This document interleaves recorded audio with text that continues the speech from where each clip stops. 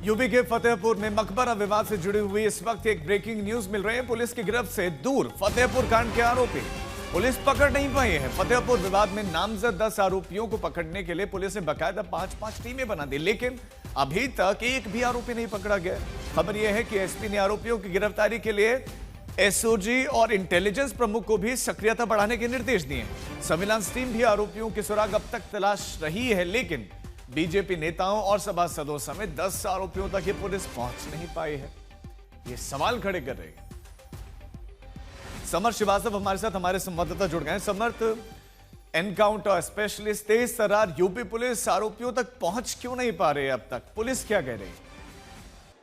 देखिए, यही मुद्दा विधानसभा में उठ रहा है क्योंकि सत्र चल रहा है और पुलिस की अगर आप बात समझें तो वो ये कह रहे हैं कि लगातार इन्वेस्टिगेशन कर रहे हैं और शुरुआती सूत्रों से जो जानकारी मिल रही है वो ये भी पक्ष एक सामने आ रहा है कि जो आरोपी हैं उनके मोबाइल फोन्स ऑफ हैं या उन्होंने हटा दिए हैं, जिसकी वजह से लोकेशन ट्रेस कर पाना उनकी थोड़ा सा मुश्किल हो रहा है। हालांकि लगातार जो है एसटीएफ की टीमें और लोकल पुलिस, इंटेलिजेंस, एलआईयू सारे ही वहां पर मौके पर हैं और कहीं ना कहीं जहां से वो लोग पहुंचे, उपद्रवी पहुंचे, वहां उन गाँव, उन जगहों पर भी लगातार वो गश्त भी कर रहे हैं और अपने सोर्सेज से वो जानकारी भी जुटाने के प्रयास कर रहे हैं, लेकिन अभी तक कोई पुख्ता जानकारी कहें या कोई पुख्ता गिरफ्तारी नहीं हो पाई है। और इस बीच में सत्र में लगातार हंगामा चल रहा है। कल भी समाजवादी पार्टी के विधायकों ने हंगामा किया इस बात को लेकर कि आखिर फतेहपुर को लेकर क्यों कोई बड़ी कार्रवाई नहीं हो पा रही है। नाम पढ़ने को लेकर भी राजनीति यहाँ पर इस वक्त चल रही है कि नाम नहीं लिया गया आरोपियों का। तो कुल मिलाकर सदन में भी इस वक्त इसको लेकर लगातार हंगामा जारी है। तो वहीं फतेहपुर की अगर आप बात करेंगे तो पुलिस की टीमें लगातार गश्त कर रही हैं,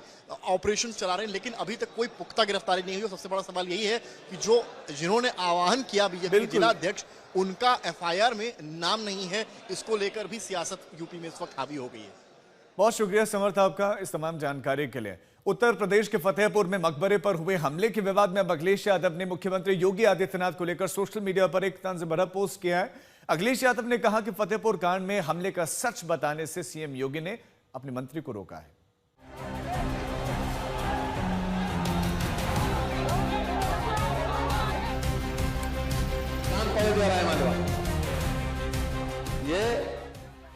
यूपी के फतेहपुर के मकबरे को मंदिर बताने के फितूर में शुरू हुई सियासत जब उत्तर प्रदेश के विधानसभा तक पहुंची तो वहां नाम को लेकर राजनीति हो गई। मौका था सदन में फतेहपुर हिंसा मामले पर सरकार के जवाब का। मंत्री सुरेश खन्ना हाथों में दस्तावेजों का पुलिंदा लेकर सदन में घटना का ब्यौरा बता रहे थे। तभी हिंसा के बाद पुलिस की कार्रवाई का ब्यौरा देने लगे।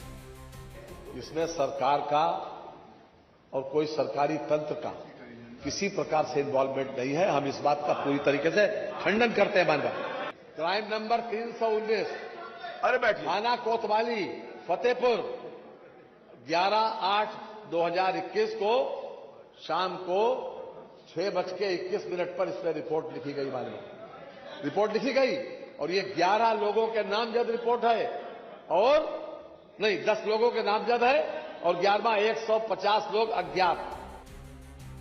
इसी घटना को लेकर समाजवादी पार्टी अध्यक्ष अखिलेश यादव ने सोशल मीडिया पर लिखा कि जब मुख पर मुख्य ही पाबंदी लगा रहे हैं तो सत्य कैसे सामने आ पाएगा।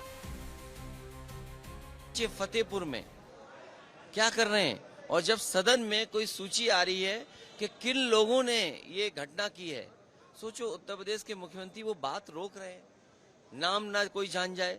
अच्छा, आज के समय में कोई नाम छिपा सकता है? सब जानते हैं, तस्वीरों में दिख रहे हैं वो कौन है।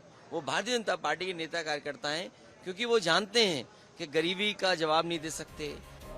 नहीं 10 लोगों के नामजद है और 11वां। दरअसल मंत्री सुरेश खन्ना जब सदन में फतेहपुर के आरोपियों के नाम पढ़ने ही जा रहे थे तभी सीएम योगी ने उन्हें इशारा करके नाम नहीं पढ़ने को कहा। फिर सुरेश खन्ना ने आरोपियों के नाम नहीं पढ़े। देखिए, पिछले वर्ष उत्तर प्रदेश का मानसून सत्र चल रहा था। लखनऊ में बारिश होती है, गोमती नगर में जल भराव हो जाता है, एक घटना घटित होती है। माननीय मुख्यमंत्री जी दूसरे दिन उस घटना के आरोपी का नाम सदन में लेते हैं खड़े होके, और कल एक घटना फतेहपुर में घटित होती है जो कानून व्यवस्था को चुनौती देने वाली घटना होती है। आज जब सुरेश खन्ना जी उन आरोपियों के नाम पढ़ने जा रहे होते हैं तो मुख्यमंत्री जी उनको टोकने का काम करते हैं, रोकने का काम करते हैं। पिछले सत्र में आरोपी का नाम क्यों लिया था और इस सत्र में आरोपियों का नाम लेने से मना क्यों किया है, ये पूरा देश और उत्तर प्रदेश जानता है। वो कौन लोग हैं जिनके नाम हैं, वो कौन से संगठन से जुड़े हैं, ये भी सब जानते हैं। दरअसल सीएम योगी ने पिछले साल गोमती नगर में बारिश के बीच जा रहे युवक युवती से छेड़खानी करने वाले मुस्लिम और यादव जाति के आरोपियों का नाम सदन में लिए थे। अब समाजवादी पार्टी सवाल उठा रही है कि फतेहपुर हिंसा मामले में सरकार आरोपियों के नाम छिपा रही है, क्योंकि पुलिस की एफआईआर में अभिषेक शुक्ला, धर्मेंद्र सिंह, आशीष त्रिवेदी, पप्पू सिंह चौहान, प्रसून तिवारी, ऋतिक पाल, विनय तिवारी, पुष्पराज पटेल, अजय सिंह उर्फ रिंकू लोहारी और देवनाथ धाकड़े नामजद हैं। इसके अलावा 150 अज्ञात व्यक्तियों को भी इस मामले में शामिल किया गया है। इन आरोपियों पर मुकदमा दर्ज होने के बाद इनकी गिरफ्तारी की कोशिशें हो रही हैं, लेकिन गिरफ्तारी नहीं हो पाई थी। जबकि इन आरोपियों के खिलाफ भारतीय न्याय संहिता बीएनएस की धारा 190, 191(2), 191(3), 196, 301, लोक संपत्ति क्षति निवारण अधिनियम और 7 क्रिमिनल लॉ एक्ट के तहत मुकदमा दर्ज किया है।